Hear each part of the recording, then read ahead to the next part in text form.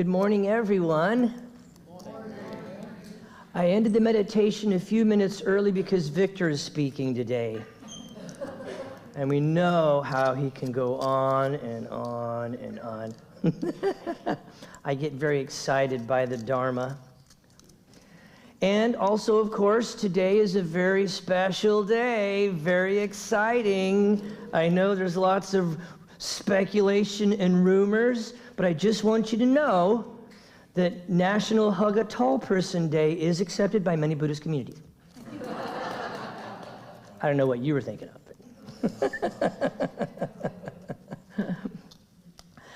and so, forgot to change the slide. There we go. Our Dharma Talk today, of course, with Valentine's Day being this week, I wanted to talk about love. And so somebody gave me one of these little Dove candies, you know, the little Dove chocolates. And always, or usually on the inside of the wrappers, they have a little saying or a little quippy quote or something like that. And I thought this one was pretty amazing for today. This one says, "Love is the whole thing. We are the pieces." And then it goes on to say, "The greatest folly that mankind has made is the belief in the thought that we are somehow actually separate. And if you want to know the truth of love," continued on the next piece. Oh no. Well, I guess I'll never know what love is.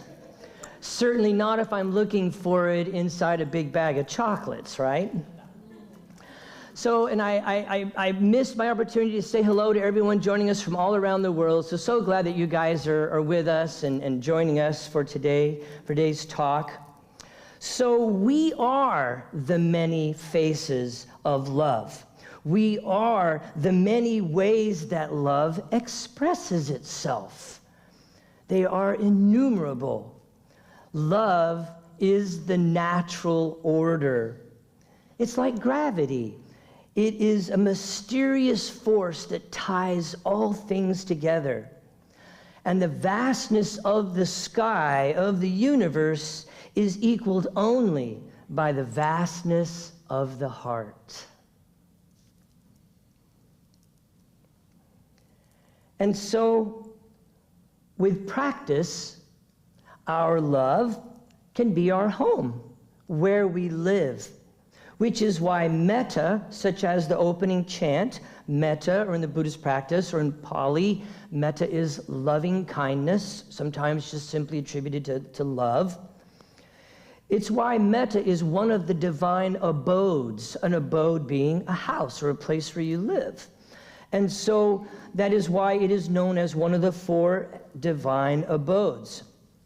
So when we love being alive, love your creative, distracted, overworked mind, love your anxiety, love your depression, love longing, and love wisdom, love your food, celebrate your existence with every breath. Love is a sacred wellspring from which there is never an end. It never runs out. Your whole life is a curriculum for love. So modern neuroscience, because you know that Temple Buddhist Center really focuses on this intersection between Eastern philosophy and Western psychology and science. It's all a part of that. Modern neuroscience reinforces that while love is native to us, it is also a quality that can be developed, like gratitude or forgiveness. It can flower and expand. It can become our way, no matter what. Every great spiritual tradition understands this. Ecstatic music, art, poetry, devotional prayer, sacred rituals, contemplative practices, they all offer us ways to open to and bring a sharper focus and awareness of love. Neuroscience shows us how practices of love and compassion can actually change our nervous system and greatly increase access to our capability and capacity to love. Practices of loving kindness, which we do here every other Sunday. These practices drawn from Eastern psychology are being adapted now for medicine, for education, for psychotherapy, for conflict resolution, even for business. The inner trainings of meditation and prayer tune us into the love channel within us. They invite us into the experience of love over and over and over again, which is one reason why it's a practice. Being mindful and aware every moment, what are you radiating? Is it fear? Is it frustration? Or is it love and acceptance and understanding? And so we practice this over and over until the time comes when love bursts our heart open, swoops in and fills us from head to toe, and we cannot say no. Think of all those who choose love in this world. And remember that you can awaken your own love. Your own heart can flower with nurturing, with practice, with attentiveness. You see, we don't find love. I tried to in this little dove piece of candy. We don't find love, we radiate it. The Buddha didn't teach love because we are already that. He taught suffering, because that is what keeps us from knowing our true nature. And that's all he taught. So let us connect the practice now to nurturing our own capacity within us to develop, to cultivate, to become aware of those mind states and the accompanying subtle energies of love. At the heart of Zen Master Thich Nhat Hanh's teachings is the idea that understanding is love's other name. Understanding is love's other name. That to love another means to fully understand his or her suffering. Understanding, after all, is what everybody needs, and it is the first step on the noble eightfold path, known as samadhi, or wise understanding. But even if we can grasp this on a theoretical level, we habitually get too caught up in the smallness of our fixations to be able to offer such an expansive understanding. This is often referred to in the little story about salt and water. For example, if you pour a handful of salt into a cup of water, it becomes undrinkable. But if you pour the salt into a river, people still continue to draw the water, to cook, to wash, to drink, to bathe. The river is immense and has the capacity to receive, embrace, and transform. Hearkening back to what I mentioned earlier, the only thing equal to the vastness of the universe and space is the vastness of the heart. When our hearts are small, our understanding and our compassion are limited, and we suffer.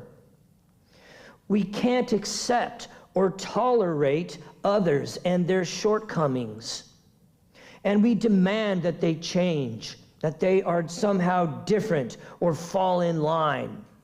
Damn it, if only the world would do as I want it to do, then everything would be great. But when our hearts expand, these same things no longer create suffering for us. We have a lot of understanding and compassion and can embrace others. We accept others as they are, and then they have a chance to transform. As Jack Kornfield often reminds us, our job is not to change the world. Our job is to love it exactly as it is now. So the question becomes how to grow our hearts, how to expand that capacity to be able to hold so much suffering, so much unconsciousness. This begins right here, right now, with a commitment to understand and bear witness to our own suffering. Here is the connection to our practice. This is why it is important to stay diligent in our self-inquiry. There's this deep thirst to be loved, a deep thirst to love.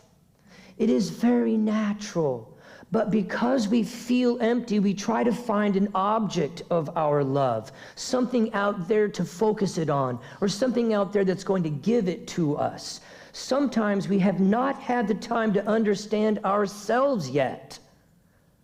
However, we have already found the object of our love. Do you see the problem? When we realize that all of our hopes and expectations, of course, cannot be fulfilled by this other person or this other thing or this job or this new car or this new suit or whatever it is, we continue to feel empty. In everyone, there is a continuous desire and expectation that something better will come along. This futuring is what all of technology is built on. Video games, oh, the next level, the next level. Facebook, oh, who's talking to me now? Emails, it's all built on this basic, core, fundamental humanness that something better is just around the corner. Look at gambling. I mean, the list is vast. All the things that are built on this human aspect. And it's not just the futuring. It's also the past, right? We form our patterns of understanding and or misunderstanding early in our lives, by osmosis and imitation rather than conscious creation, echoing what Western developmental psychology knows about the role of positivity resonance in learning how to love. For example, what happens if our parents didn't love or understand each other? We may not have had the role models necessary to know how to do this. And again, there we find ourselves in a catch-22. Our hearts want so much. The longing is so deep to love and to be loved, and yet we don't know how. We're never shown, never had the role model. Or what about abuse? If abuse is all we knew growing up, then abuse can be what love looks like. And so, when I am argumentative, when I'm calling you names and blaming, I'm trying to show you love because that's all I know. And so, these things that we could even have become attached to, the things that are addictive and keep us from feeling lonely or keep us from feeling that longing, and then we become addicted to those. And this is the condition of those who love with their eyes. Our practice is taking this off and dropping in and beginning to explore the inner landscape, learning what love feels like, listening to love's ever so soft and tiny little voice. And here lies the beauty of the practice, because if you are suffering, suffering is what wakes us up. It is a part of the evolutionary process of our souls, of our awakening, of the process of awakening itself. You begin to seek refuge. The suffering leads us to begin, well, it leads us to surrender. Because we can't seem to find anything to stop the suffering. And so we find ourselves dropping to our knees and surrendering. And at that point, all the doors open and we begin asking bigger questions and looking elsewhere than outside. We begin to come home. And we begin to seek refuge. And more importantly than finding refuge in the Buddha, the Dharma, and the Sangha is realizing that you are the three jewels. They are not outside of you.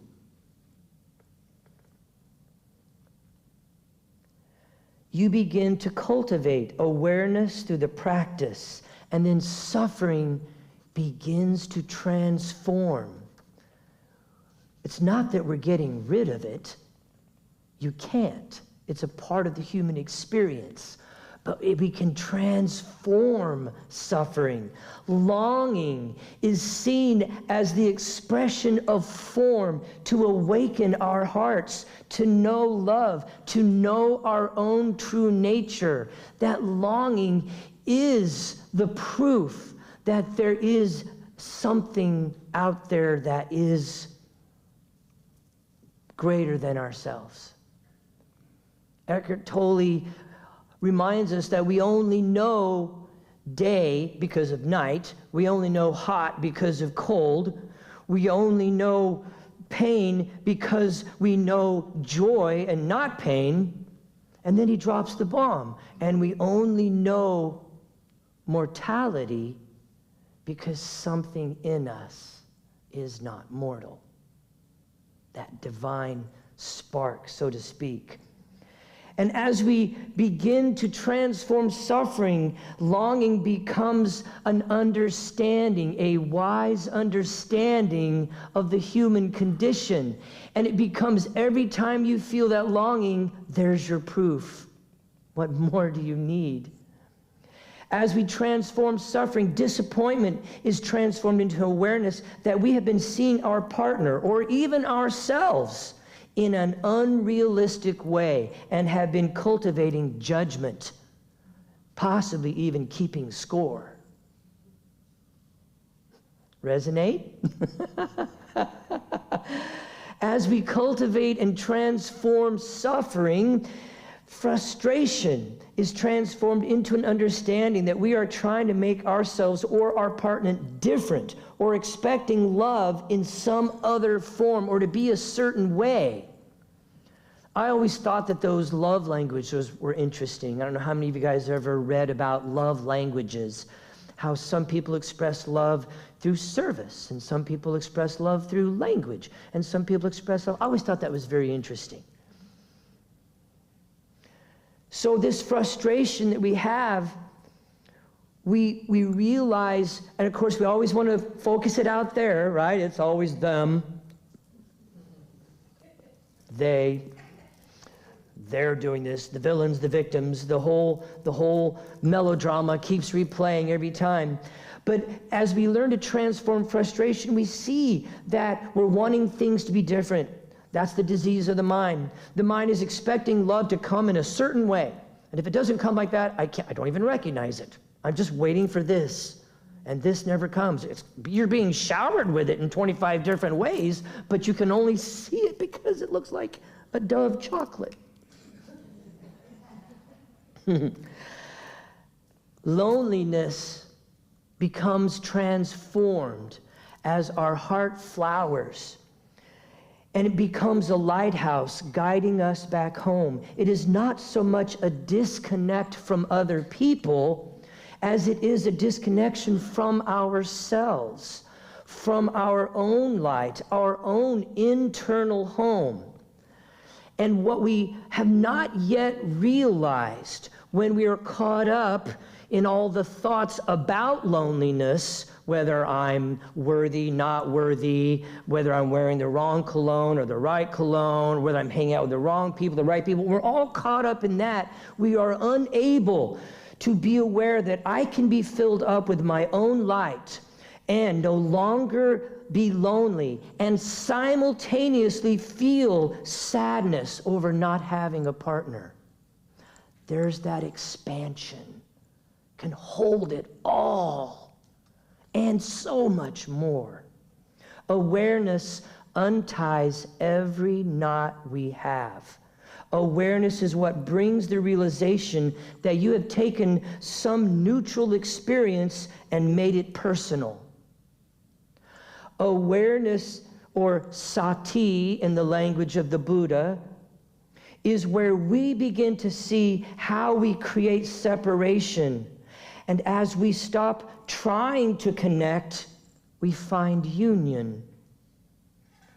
Brahma Vihara love, unconditional love, whatever term you want to put onto it that all of the great spiritual traditions talk about.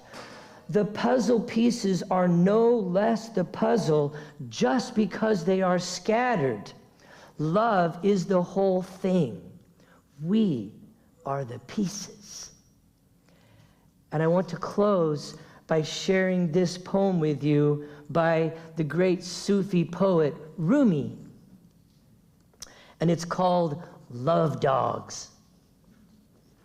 One night a man was crying, Allah, Allah. His lips grew sweet with praising until a cynic wandered by and said, so, I've heard you calling out, but have you ever gotten a response?